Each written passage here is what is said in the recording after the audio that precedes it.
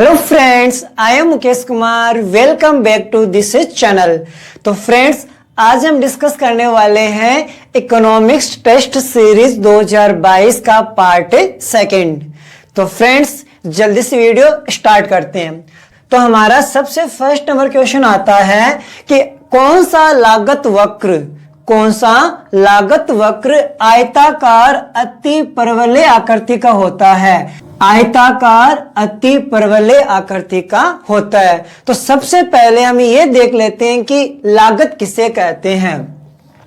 जब फर्म द्वारा किसी वस्तु को बनाया जाता है तो बनाते समय उसे कुछ राशि का व्यय करना पड़ता है, वह राशि कहलाती है उस वस्तु की लागत। तो अल्पकाल में क्या होता है कि लागत को 7 भागों में बांटा जाता है। एक बार डिस्कस कर लेते कौन कौन सी लागत होती है। नंबर 1 आती है टोटल फिक्स कॉस्ट, यानी कि कुल स्थिर लागत। 2 नंबर आती है टोटल वेरिएबल कॉस्ट, यानी कि कुल परिवर्ती लागत या परिवर्तनशील लागत। 3 नंबर पे आता है हमारे पास कुल लागत, यानी कि टोटल कॉस्ट। फिर औसत को 3 भागों में बांटा जाता है, इसका ही औसत ले लिया जाता है, यानी कि यहाँ पर कुल फिक्स कॉस्ट दे रखी है ना, टोटल फिक्स कॉस्ट। यहाँ पर आ जाती है एवरेज फिक्स कॉस्ट। इसको हम क्या कर देते हैं, औसत में परिवर्तन कर देते हैं। जहां टोटल लगा हुआ वहां पर आ जाता है औसत, यानी कि एवरेज वेरिएबल कॉस्ट। 6 नंबर पे आ जाता है जहां पे टोटल कॉस्ट है वहां पर आ जाता है एवरेज कॉस्ट। फिर 7 नंबर हमारे पास आता है शॉर्ट टाइम, यानी कि अल्पकाल के अंदर सीमांत लागत। तो अल्पकाल में क्या होता है कि 7 प्रकार की लागतें होती है, और हमें इसमें यह पूछा है कि कौन सा लागत वक्र है जिसका जो डायग्राम होता है चित्र में शो करने के बाद में उसका आकार आयताकार अति परवलय आकार का बन जाता है। इन 7 लागत में से देखते हैं हमारे पास 4 ऑप्शन कौन सा है। एफसी है, एफसी काम पर हमारे पास ये वाला टोटल एफसी बोल दे, एफसी लागत बोल दो। सीमांत लागत ये वाला दे रखा है। फिर हमारे पास दे रखा है कुल परिवर्ती लागत है टीवीसी ये दे रखा है। फिर हमारे पास दे रखा है एएफसी। इन 4 लागत को हमें वक्र बनाएंगे और उसमें से हम चेक करेंगे कि किसका आकार आयताकार अति परवलय आकृति का होता है। फ्रेंड्स, आपको एक बार मैं यहां पर बता देता हूं कि आयताकार अति परवलय आकार किस प्रकार का होता है, यानी कि जब लागत का जो शेप होता है इस टाइप का होता है। जब लागत वक्र को यदि हम चित्र में शो करते हैं उसका ढाल यदि इस प्रकार का आता है तो हमारा क्या कहलाता है, आयताकार अति परवलय आकार का कहलाता है। इसको आयताकार क्यों बोलते हैं, क्योंकि यदि हम यहाँ पर इसको उत्पादन की मात्रा को सिलेक्ट करते हैं और यहाँ पे उत्पादन की मात्रा को सिलेक्ट करते हैं तो इसका जो आकार क्या बनता है, आयताकार बनता है। यहाँ पर भी बन रहा है और यहाँ पर भी बन रहा है। तो अब हमें ये देखना है कि ऐसी कौन सी लागत है चारों में से जिसका आकार आयताकार अति परवलय आकार का बनता है। तो सबसे पहले हमारा आता है स्थिर लागत। स्थिर लागत क्या होती है फ्रेंड्स, अल्पकाल के अंदर फर्म चाहे उत्पादन कम करे या ज्यादा करे, उसे कुछ लागतें ऐसी होती है जो हमेशा भुगतान करना ही पड़ता है, चाहे उत्पादन शून्य करे चाहे उत्पादन अधिक करे। इनकी लागत हमेशा स्थिर रहती है, इसलिए इसे हम क्या कहते हैं, कुल स्थिर लागत या स्थिर लागत कहा जाता है। जब लागत स्थिर रहती है, यदि हम डायग्राम में शो करेंगे तो डायग्राम के अंदर इसकी लागत क्या दिखाई जाएगी, हमेशा ओ अक्ष के क्या रहेगी, समांतर रहेगी, TFC। ये तो क्या बन रहा है, सीधी रेखा बन रही है, जबकि कौन सा शेप चाहिए, ये वाला शेप चाहिए, यानी कि TFC है जो हमारा आयताकार अति परवलय आकृति का नहीं हो सकता। फिर हमारे पास ऑप्शन दे रखा है सीमांत लागत। अब सीमांत लागत का वक्र कैसा होता है, उससे पहले हम इसके जो परिभाषा है उसके ऊपर डिस्कस कर लेते हैं। तो सीमांत लागत क्या होती है कि अल्पकाल के अंदर यदि कोई फर्म है अपना उत्पादन को बढ़ाना चाहती है तो एक अतिरिक्त उत्पादन की मात्रा बढ़ाने के लिए जो लागत चुकाई जाती है, जो कुल लागत में वृद्धि होती है, वो हमारी क्या कहलाती है? सीमांत लागत कहलाती है। सीमांत लागत क्या होती है कि प्रारंभ के अंदर ज्यादा होती है, जैसे जैसे वस्तु की मात्रा बढ़ाई जाती है लागत में क्या आती है? कमी आती है। यदि फिर भी हम उत्पादन की मात्रा को बढ़ाते हैं तो सीमांत लागत वापस क्या हो जाती है? बढ़ने लग जाती है, क्योंकि मूल्य ह्रास स्टार्ट हो जाता है। यदि इसको हम डायग्राम में शो करेंगे, अभी मैंने बताया था प्रारंभ में लागत क्या होती है? कंटिन्यू गिरती जाती है। एक सीमा के पश्चात यदि उत्पादन की मात्रा को और ज्यादा बढ़ाया जाता है तो यह लागत वापस क्या हो जाती है? बढ़ने लग जाती है। यानी इसका जो आकार है सीमांत लागत का, वह किस टाइप का बन रहा है? हमारा यू आकृति का बन रहा है, जबकि हमें क्या चाहिए? हमें इस वाला ढाल चाहिए। तो यह भी हमारा क्या? सीमांत लागत वाला जो वक्र दे रखा है, यह हमारा ऑप्शन में क्या हो जाएगा? रॉन्ग हो जाएगा। थर्ड नंबर हमारे पास ऑप्शन है टीवीसी, टोटल वेरिएबल कॉस्ट, यानी कि कुल परिवर्ती लागत। इसका डायग्राम को जाने से पहले हम इसकी परिभाषा पर डिस्कस कर लेते हैं कि कुल परिवर्तीशील लागत क्या होती है। यदि उत्पादन की मात्रा को बढ़ाया जाता है तो टीवीसी जो लागत है ये क्या होती है कि घटती दर से बढ़ती है। क्या होती है? घटती दर से बढ़ती है। उसके पश्चात क्या होती है? लागत गिरने लगती है, फिर वापस क्या हो जाती है? बढ़ने लग जाती है। यदि इसको डायग्राम में शो करते हैं तो प्रारंभ में क्या होता है? जैसे जैसे वस्तु की मात्रा बढ़ाई जाती है लागत में क्या आती है? कमी आती है। हमने यहां पे पढ़ चुके हैं कि एक सीमा के पश्चात लागत क्या हो जाती है? वापस से बढ़ने लग जाती है। तो हमारी ये जो लागत जो वक्र है टीवीसी, ये वापस क्या हो जाता है? बढ़ने लग जाता है। यानी पहले बढ़ने के अनुसार फिर घटने लगता है, फिर वापस बढ़ने लग जाता है। इसका शेप भी इस प्रकार का नहीं आता है, यानी ये वाला ऑप्शन भी हमारे लिए क्या हो जाएगा? रॉन्ग हो जाएगा। अब हमारे पास आता है औसत स्थिर लागत, यानी कि AFC। अभी हमने डिस्कस किया था कौन सा? FC पर या TFC पर, कि इसकी लागत क्या रहती है? हमेशा स्थिर रहती है। यदि हमें क्या निकालना है? औसत ज्ञात करते हैं। औसत का मतलब है उत्पादन की मात्रा का यदि इसमें भाग देते जाएंगे, क्योंकि लागत तो स्थिर रह रही है, उत्पादन की मात्रा कंटिन्यू बढ़ा रहे हैं, जैसे जैसे मात्रा बढ़ाते जाएंगे स्थिर लागत के अंदर भाग देंगे तो स्थिर लागत यानी कि औसत स्थिर लागत क्या होती है? कंटिन्यू गिरती जाती है। फॉर एग्जाम्पल हमारी स्थिर लागत है 10 रुपए, एक वस्तु बनाएंगे तो लागत कितनी आएगी? औसत हमारी 10 आएगी। स्थिर लागत कितनी है? 10 रुपए है। 2 वस्तु बनाएंगी तो हमारी औसत स्थिर लागत कितनी आएगी? 5 रुपए आएगी, क्योंकि स्थिर लागत फिक्स रहती है। अभी भी कितनी है? 10 रुपए। 3 वस्तु बनाते हैं तो हमारी लागत कितनी आएगी? 3.33। यानी कि जैसे जैसे वस्तु की मात्रा बढ़ाते जाते हैं इसकी जो लागत है औसत लागत कंटिन्यू क्या हो रही है? घटती जा रही है। यानी इसका शेप किस प्रकार का बनेगा? आयताकार अति परिवलय आकार का बनेगा। यानी हमारा कौन सा ऑप्शन राइट हो जाएगा? D number.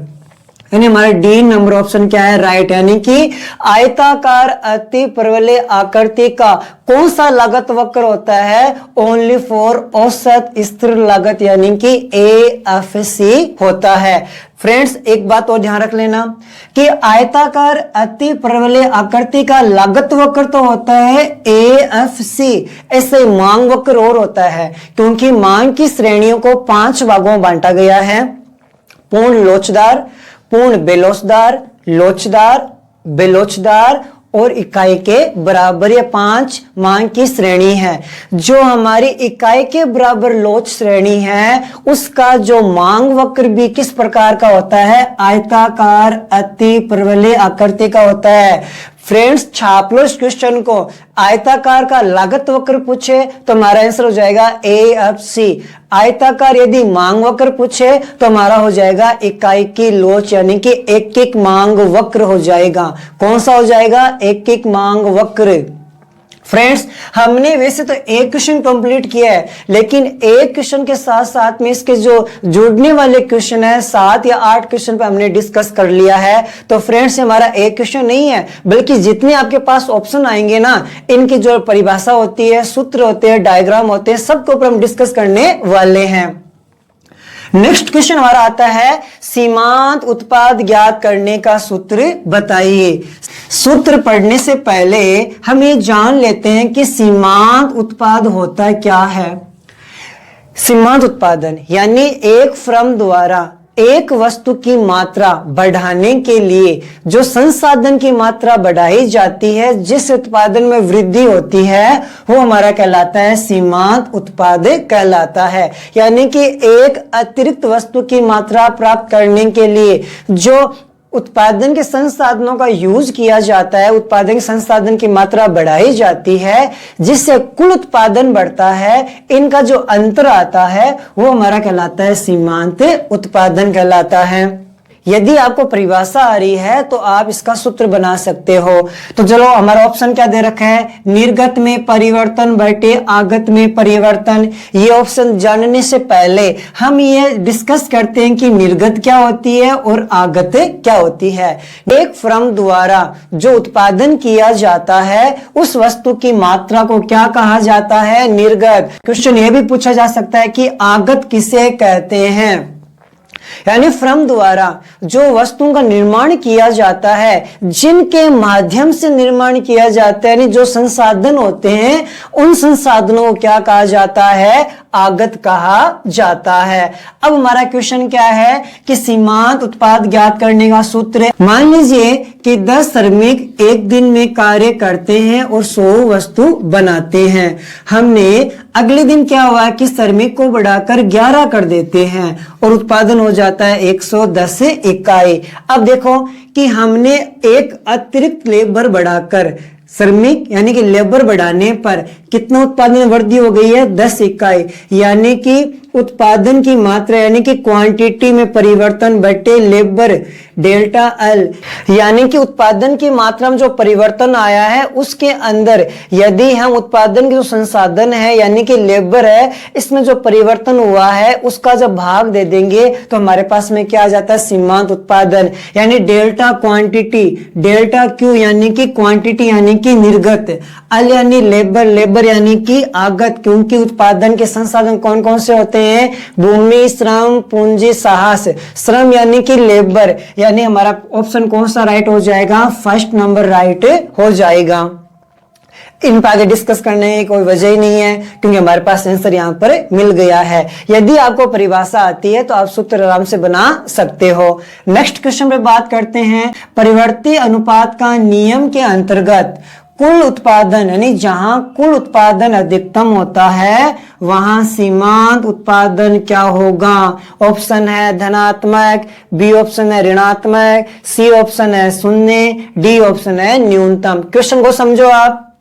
परिवर्ती अनुपात का नियम, यदि आपको परिवर्ती अनुपात का नियम आता है तो आप इस क्वेश्चन का आंसर सेकेंडों में दे दोगे। तो परिवर्ती अनुपात का नियम क्या कहता है कि फर्म द्वारा जब अल्पकाल के अंदर उत्पादन के जो स्थिर संसाधन होते हैं उनको तो स्थिर रखा जाता है, जो परिवर्तनशील संसाधन होता है जैसे कि श्रम, यदि इसको लगातार बढ़ाया जाता है तो उत्पादन क्या होता है कि प्रारंभ में तो क्या होता है कि बढ़ती दर से बढ़ता है, उसके पश्चात यदि उत्पादन की मात्रा कंटिन्यू बढ़ाई जाती है तो उत्पादन क्या होता है, घटती दर से बढ़ता है, और एक समय ऐसा आता है कि उत्पादन क्या होने लग जाता है, गिरने लग जाता है। फॉर एग्जाम्पल, यदि प्रारंभ के उत्पादन क्या होता है कि बढ़ती दर से बढ़ता है क्योंकि भूमि का आकार, मान लो कि स्थिर संसाधन क्या लेते हैं, भूमि मानते हैं, और परिवर्तनशील संसाधन क्या लेते हैं, लेबर यानी श्रम मानते हैं, घंटों में मान लेते हैं।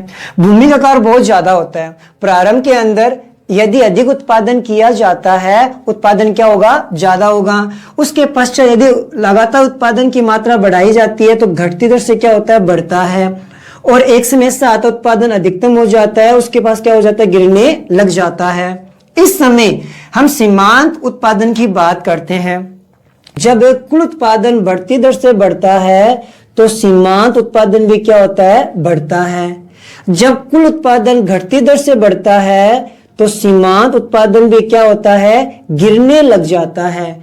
जब कुल उत्पादन अधिकतम होता है तब सीमांत उत्पादन क्या होता है, शून्य होता है, और जब कुल उत्पादन गिरने लग जाता है तो सीमांत कहां चला जाता है, ऋणात्मक चला जाता है। अब 4 पॉइंट आपके सामने फ्रेंड्स। पहला पॉइंट हमारा ये देख लो आप यहां तक तो क्या होता है, उत्पादन क्या हो रहा है हमारा, कंटिन्यू क्या हो रहा है कि बढ़ते दर से बढ़ता है, तो सीमांत उत्पादन भी क्या होता है, कंटिन्यू बढ़ता है। क्वेश्चन आ सकता है कि जब सीमांत उत्पादन बढ़ता है तो कुल उत्पादन की स्थिति क्या होती है, कुल उत्पादन भी क्या होता है, बढ़ती दर से बढ़ता है। सेकेंड नंबर, जब सीमांत उत्पादन गिरने लग जाता है तो कुल उत्पादन क्या होता है, घटती दर से बढ़ता है और अधिकतम भी हो जाता है।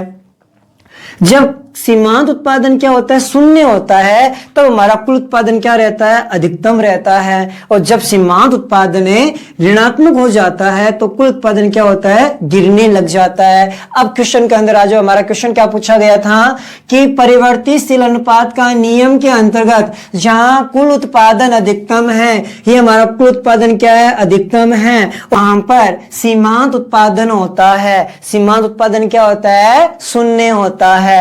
तो हमारा कौन सा ऑप्शन हो जाएगा, धनात्मक होता है क्या, नहीं होता है। ऋणात्मक होता है क्या, नहीं होता है। कौन सा होता है, शून्य होता है। जहां पर कुल उत्पादन अधिकतम होता है वहां पर सीमांत उत्पादन क्या होता है, शून्य। यानी ऑप्शन हमारा कौन सा हो जाएगा, सी राइट हो जाएगा। फ्रेंड्स, हम इन क्वेश्चनों के साथ साथ ऐसे और बहुत सारे क्वेश्चन पर डिस्कस कर रहे हैं, इसलिए जितने भी एक्स्ट्रा क्वेश्चन बताए जाते हैं आपको उन सबको आपको नोट डाउन करना है। नेक्स्ट क्वेश्चन आता हमारा, पूर्ण प्रतिस्पर्धा बाजार में एक फर्म होती है। फ्रेंड्स, छाप लो इस क्वेश्चन को, 100% क्वेश्चन इस बाजार से 100% आएगा, छाप लीजिए। क्वेश्चन क्या है, पूर्ण प्रतिस्पर्धा बाजार में फर्म होती है, फर्म क्या होती है, कीमत स्वीकारक, कीमत निर्धारक, बाजार निर्धारक या फिर कोई नहीं। तो सबसे पहले हमें ये दिमाग में आना चाहिए कि पूर्ण प्रतिस्पर्धा बाजार कहते किसको है। मैंने लास्ट वीडियो के अंदर ये डिस्कस किया था कि पूर्ण प्रतिस्पर्धा बाजार कह दो या पूर्ण प्रतियोगिता बाजार कह दो, यह वह बाजार होता है जहां पर बहुत सारे क्रेता होते हैं और बहुत सारे क्या होते हैं, विक्रेता होते हैं, और वस्तु की कीमत हमेशा क्या रहती है, स्थिर रहती है। अब वस्तु की कीमत कौन तय करता है, उद्योग द्वारा तय किया जाता है। पूर्ण प्रतिस्पर्धा बाजार एक ऐसा बाजार है जहां पर वस्तु की कीमतें क्या रहती है, स्थिर रहती है, और जितने भी बाजार पाए जाते हैं उसमें कीमतें हमेशा क्या रहती है, परिवर्तनशील रहती है। इस बाजार में जो वस्तु की कीमत होती है वह जो उद्योगों के द्वारा निर्धारित की जाती है, और बाजार में जितने भी फर्में हैं, जितने भी विक्रेता है, वे सभी उद्योग द्वारा निर्धारित किए गए कीमतों का क्या करते हैं, अनुसरण करते हैं। यानी कि उद्योग द्वारा यह निर्धारित कर दिया गया कि मार्केट के प्राइस कितनी है, 100 रुपए है, तो बाजार में जितने भी विक्रेता है, जितने भी फर्में हैं, इसको कितने रुपए में बेचेंगे, 100 रुपए में ही बेचेंगे। तो देखो फ्रेंड्स कि पूर्ण प्रतिस्पर्धा बाजार में फर्म क्या होती है, कीमत स्वीकारक होती है, क्योंकि कीमत निर्धारक कौन होती है, उद्योगों द्वारा निर्धारण किया जाता है, बाजार निर्धारण भी नहीं है। यानी अभी हमने डिस्कस किया है कि फर्में क्या करती है, कीमतों को स्वीकार करती है। अब दिमाग में क्वेश्चन घूम रहा होगा ना कि सर ये हमारे फर्म क्या होती है और उद्योग क्या होता है। बाजार में जब बहुत सारी फर्में मिल जाती है उसको हम बोलते हैं उद्योग। इस बाजार में उद्योग की कीमतों को फिक्स करते हैं। नेक्स्ट क्वेश्चन आता हमारा, कुल संप्राप्ति ज्ञात करने का सूत्र बताइए। कुल संप्राप्ति ज्ञात करने का सूत्र, सूत्र पर जाने से पहले हमें यह पता होना चाहिए कि कुल संप्राप्ति क्या होती है, किसे कहते हैं। तो फ्रेंड्स, कुल संप्राप्ति कह दो या फिर कुल आगम कह दो या फिर टोटल रेवेन्यू भी कह सकते हैं। अब इसको मैं एक एग्जांपल के थ्रू बताऊंगा और परिभाषा आपको बतानी है। मान लीजिए कि मैंने ऐसे मार्कर 10 बेचे हैं और एक मार्कर की प्राइस दे रखी है 100 रुपए, तो बताओ मुझे कितने रुपए मिलेंगे, 1000 रुपए मिलेंगे। ये जो इनकम होती है, आय होती है, यही हमारी कुल संप्राप्ति कहलाती है। तो फ्रेंड्स, दिमाग में आ गई परिभाषा, चलो मैं बता देता हूं।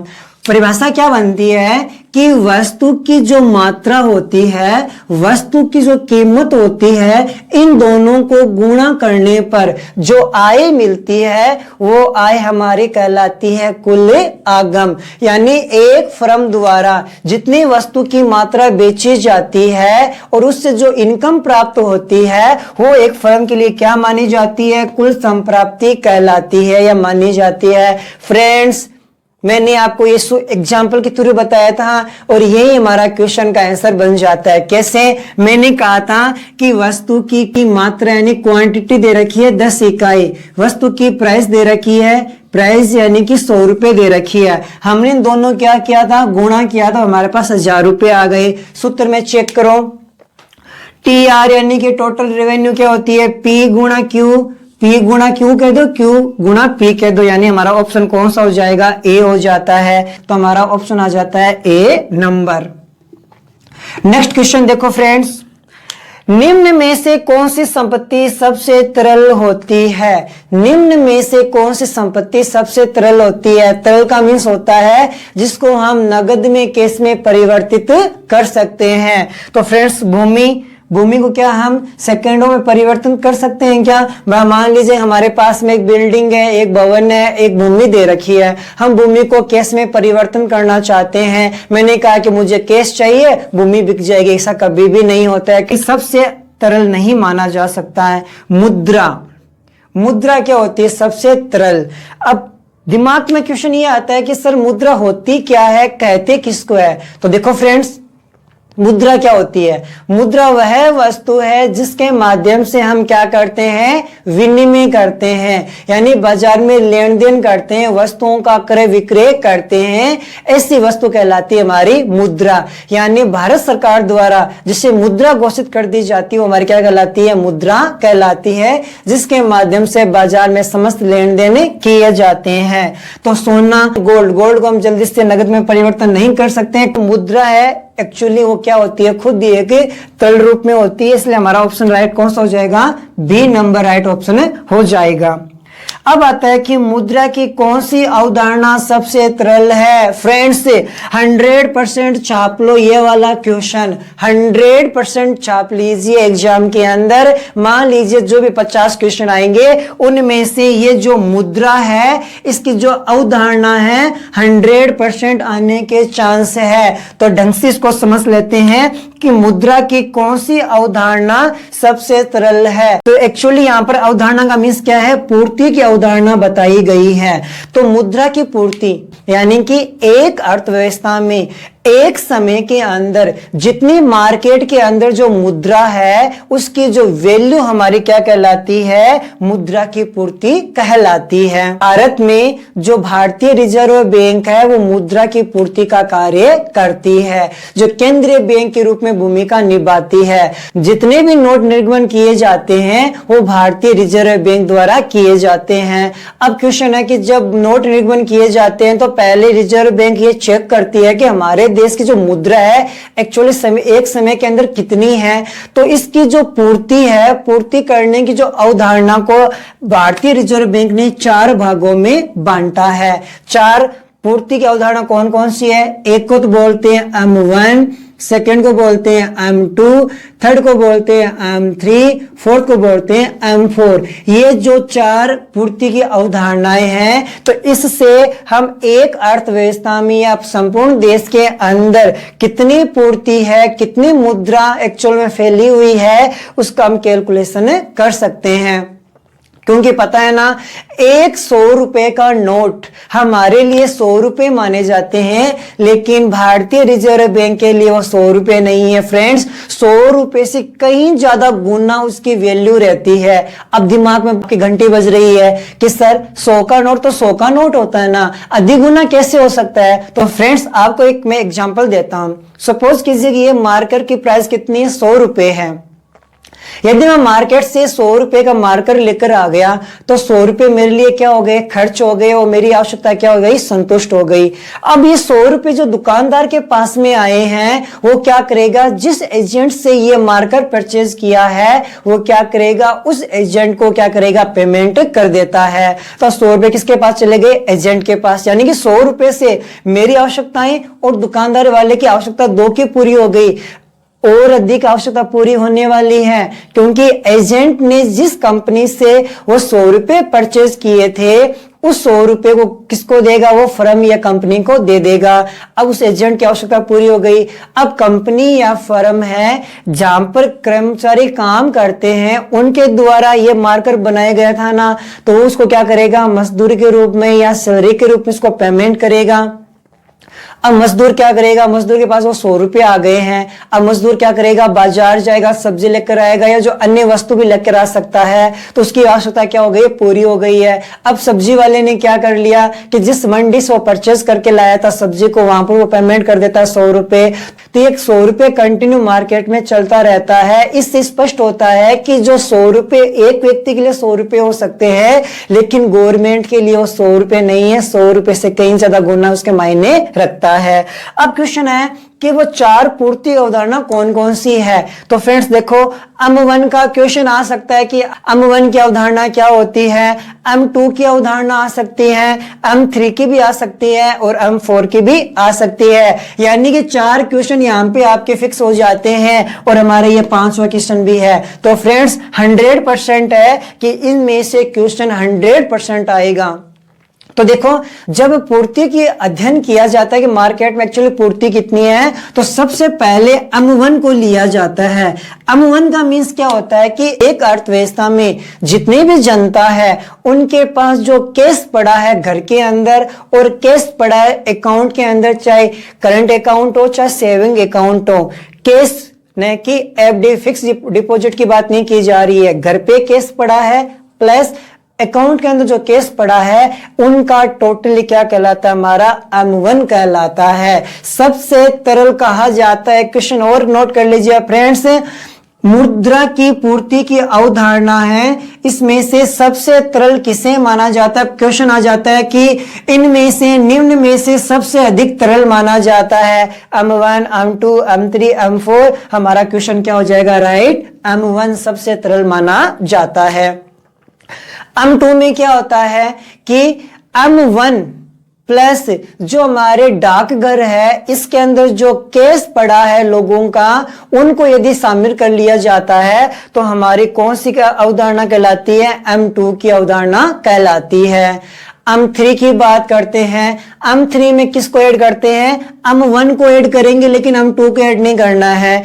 M1 यानी कि लोगों के पास कैश घर पे पड़ा है और बैंक के अंदर पड़ा है, प्लस लोगों के जो फिक्स डिपॉजिट है बैंक के अंदर उसको शामिल कर लिया जाता है, तो हमारी M3 की पोजीशन यानी कि M3 की अवधारणा कहलाती है। अब M4 की बात आती है। M4 क्या होता है, M3 प्लस जो डाकघर है वहां पर जितने भी जो फिक्स डिपॉजिट पड़ा है उसको शामिल कर लेते हैं, तो हमारी M4 अवधारणा आ जाती है। तो फ्रेंड्स एक क्वेश्चन को पढ़ने के लिए हमने इतने सारे क्वेश्चन तैयारी कर ली है, यही तो ये विशेषता है इस चैनल की। तो फ्रेंड्स जल्द से जल्द इस वीडियो को शेयर करना है, इस चैनल को सब्सक्राइब करना है। तो फ्रेंड्स मुद्रा की कौन सी अवधारणा सबसे तरल मानी जाती है, मैंने अभी ऑप्शन बताया था M1 को सबसे तरल मानते हैं क्योंकि इसमें नगद रहता है और इसका हमने डिस्कस यहां पर भी कर लिया है। मुद्रा सबसे तरल संपत्ति मानी जाती है और जो कैश भी क्या होता है, मुद्रा होती है, यानी कि जो उनके पास कैश पड़ा है, चाहे बैंक में पड़ा है चाहे घर पे पड़ा है, उसको हम कहते हैं सबसे तरल, जो M1 के अंदर शामिल किया जाता है। तो फ्रेंड्स हमारा नेक्स्ट क्वेश्चन आता है, अंधिमान वक्र का ढाल क्या होता है।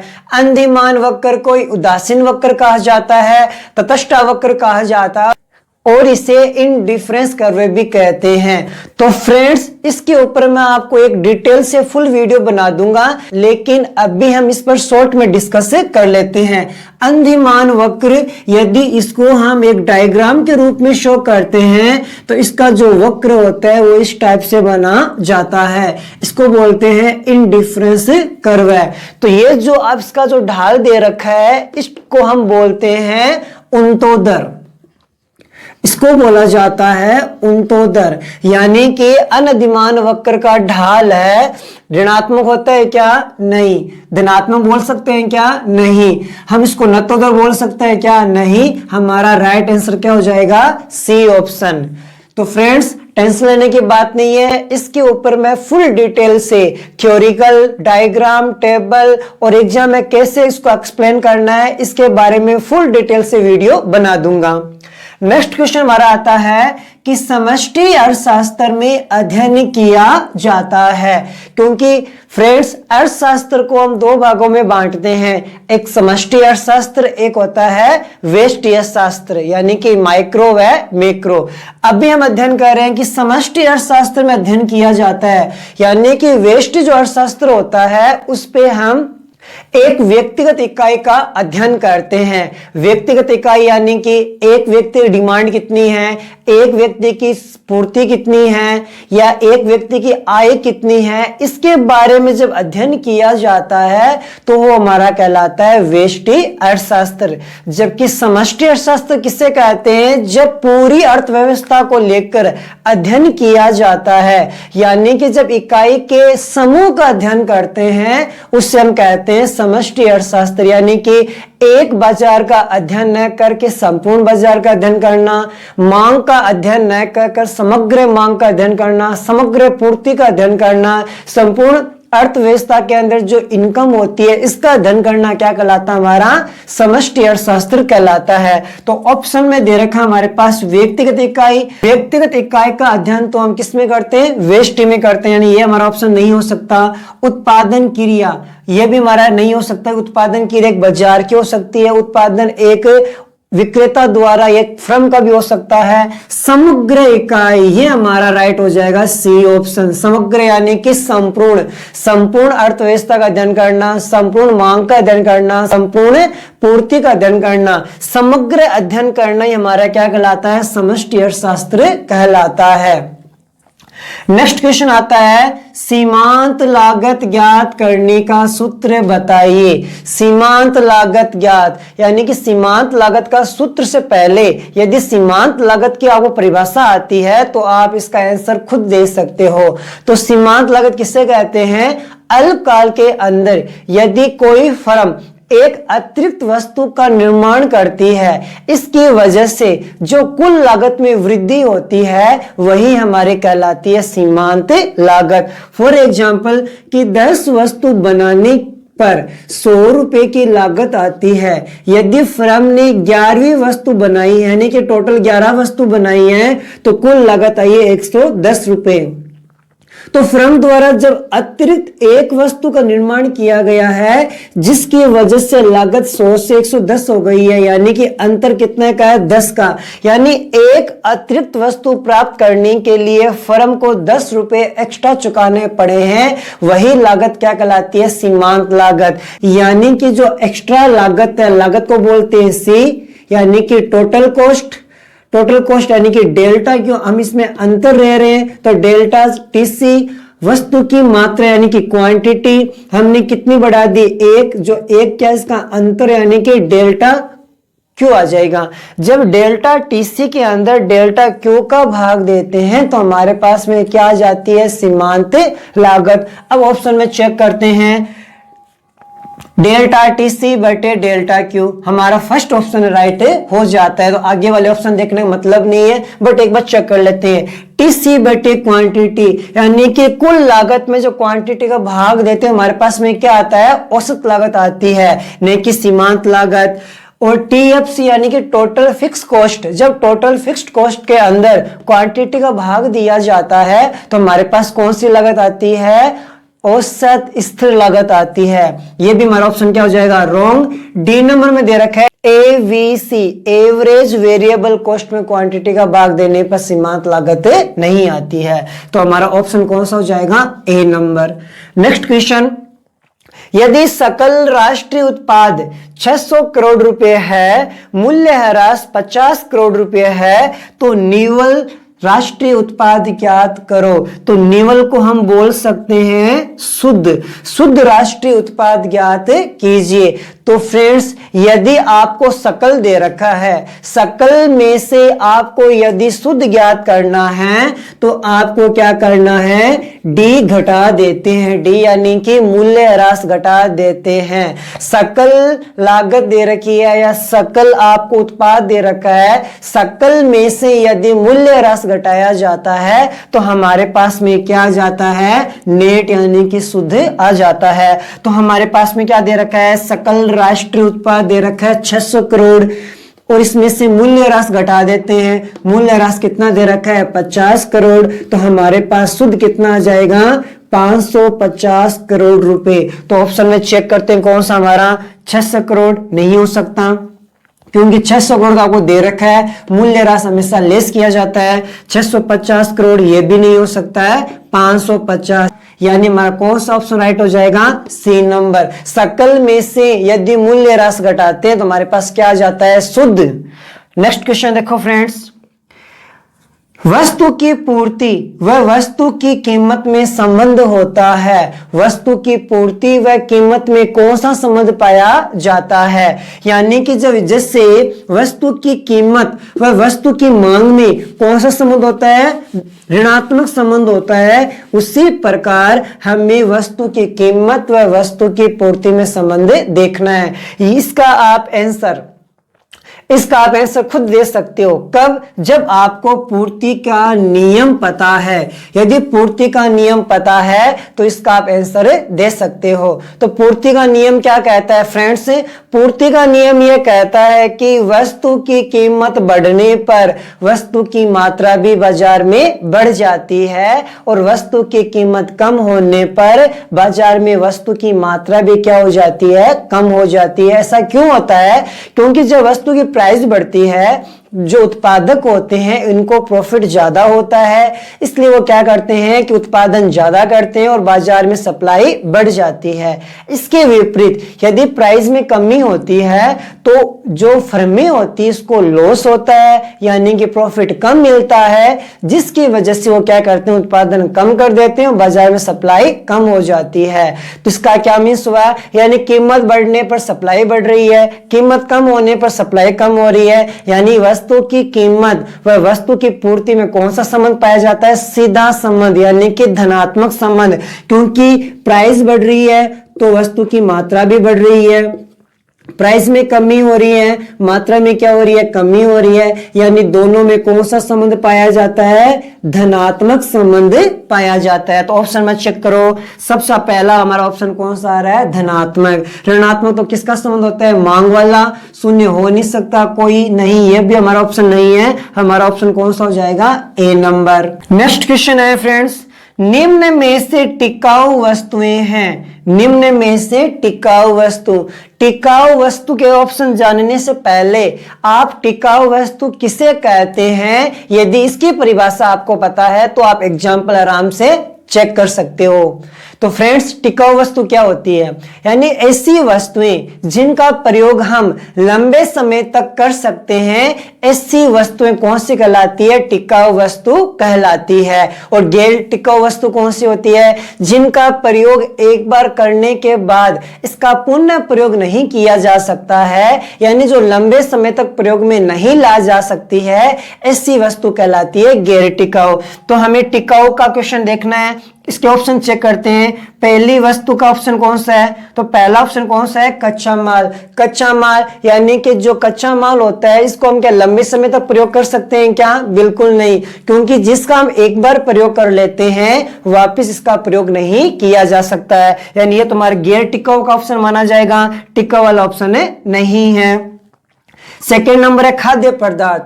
जो खाद्य पदार्थ है ये भी कौन सी वस्तु का एग्जाम्पल है? गैर टिकाऊ, क्योंकि जब एक बार इसका प्रयोग कर लिया जाता है तो भविष्य में इसका वापस पुनः प्रयोग नहीं कर सकते हैं। यानी ये भी हमारा गैर टिकाऊ के अंदर आएगा, लेकिन टिकाऊ के अंदर नहीं आएगा।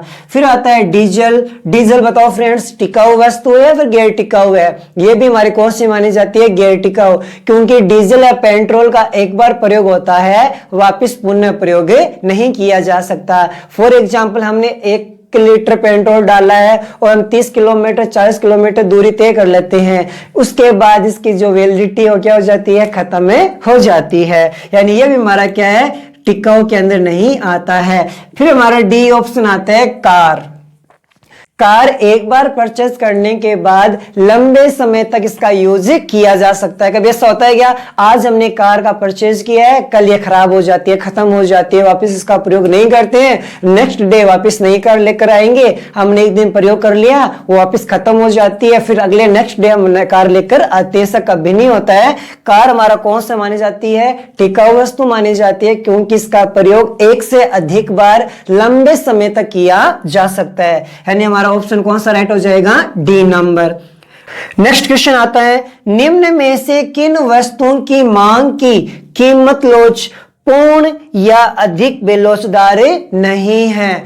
यदि आपको बेलोचदार या पूर्ण बेलोचदार की परिभाषा पता है तो आप इसका आंसर खुद दे सकते हैं। पूर्ण बेलोचदार किसे कहते हैं? जब वस्तु की कीमत बढ़ जाती है लेकिन वस्तु की डिमांड में किसी प्रकार का परिवर्तन नहीं आता है, उसे हम अधिक या पूर्ण बेलोचदार कहते हैं। तो आपको इस ऑप्शन में देखना है कौन कौन सी वस्तुएं हैं जो पूर्ण बेलोचदार में नहीं आती है। पहला ऑप्शन आता है शराब। क्या शराब को पूर्ण बेलोचदार में हम शामिल करते हैं या फिर नहीं? अभी चेक करते हैं। शराब क्या है?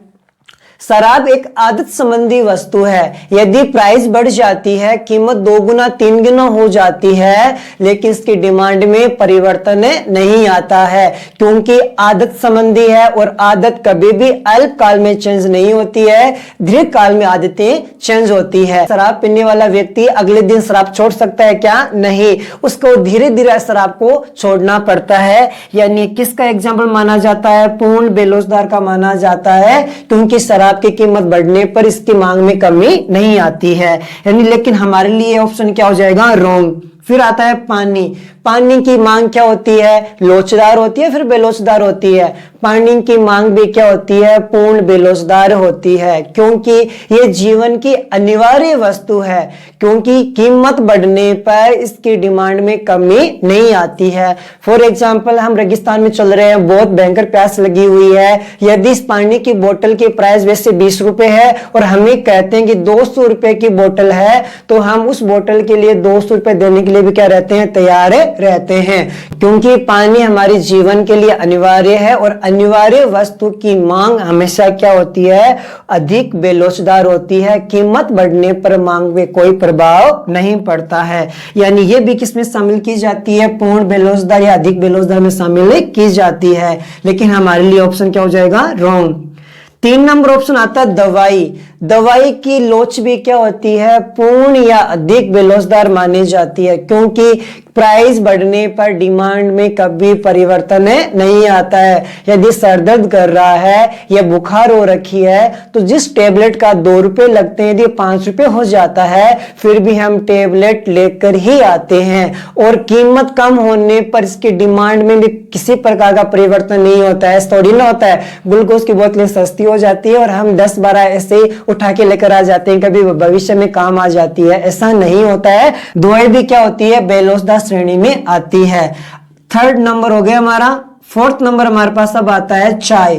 चाय की जो मांग होती है ये बेलोचदार में नहीं आता है, क्योंकि यदि इसकी कीमत बढ़ती है तो लोग इसकी डिमांड कम कर सकते हैं और इसकी जगह कॉफी का प्रयोग कर सकते हैं। यदि वस्तु की कीमत में परिवर्तन आता है और उसकी मांग में परिवर्तन आ जाता है, वो कभी भी पूर्ण बेलोचदार में नहीं आता है। यानी हमारा कौन सा ऑप्शन राइट हो जाएगा? D number.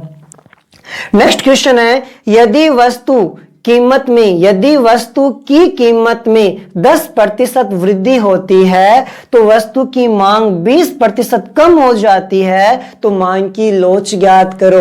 वापस क्वेश्चन देख लीजिए, कीमत में कितनी वृद्धि हो रही है 10% और मांग में कितनी कमी हो रही है 20%, तो हमें क्या निकालना है, मांग की लोच। आसानी से ज्ञात कर सकते हो यदि आपको इसका सूत्र पता है। तो मांग की लोच ज्ञात करने का सूत्र क्या लगता है फ्रेंड्स, मांग की लोच का सूत्र ज्ञात करने का लगता है कि मांग में प्रतिशत परिवर्तन बटे कीमत में प्रतिशत परिवर्तन। मांग में कितना परिवर्तन हो रहा है 20% परिवर्तन हो रहा है, जबकि कीमत में कितना प्रतिशत परिवर्तन हो रहा है 10%। तो 10 का भाग 20 में कितनी बार जाता है 2 बार, यानी कि 2 गुना परिवर्तन हो रहा है किसमें, वस्तु की मांग में। तो हमारा कौन सा ऑप्शन राइट हो जाएगा, ए में 1 कभी नहीं, बी में हमारा कौन सा ऑप्शन है 2 दे रखा है, तो हमारा ऑप्शन राइट कौन सा हो जाएगा, बी नंबर हमारा ऑप्शन राइट हो जाएगा। यानी कि जितनी कीमत में परिवर्तन हुआ है उससे 2 गुना परिवर्तन किसमें हुआ है, वस्तु की मांग में। तो फ्रेंड्स आज का वीडियो कैसा लगा है, यदि आपको वीडियो अच्छा लगा है, वीडियो पसंद आया है, तो इसको लाइक करना है और अधिक से अधिक इसको शेयर करना है और चैनल को सब्सक्राइब करना है। तो फ्रेंड्स अब आने वाली वीडियोस के अंदर जो एग्जाम पॉइंट ऑफ व्यू जो 1 नंबर के क्वेश्चन है या बड़े वाले क्वेश्चन है उसके ऊपर डिस्कस करेंगे। तो आप चैनल के साथ बने रहिए, वीडियो को अधिक से अधिक शेयर करना है। मिलते हैं हम अगली वीडियो के अंदर। Thank you.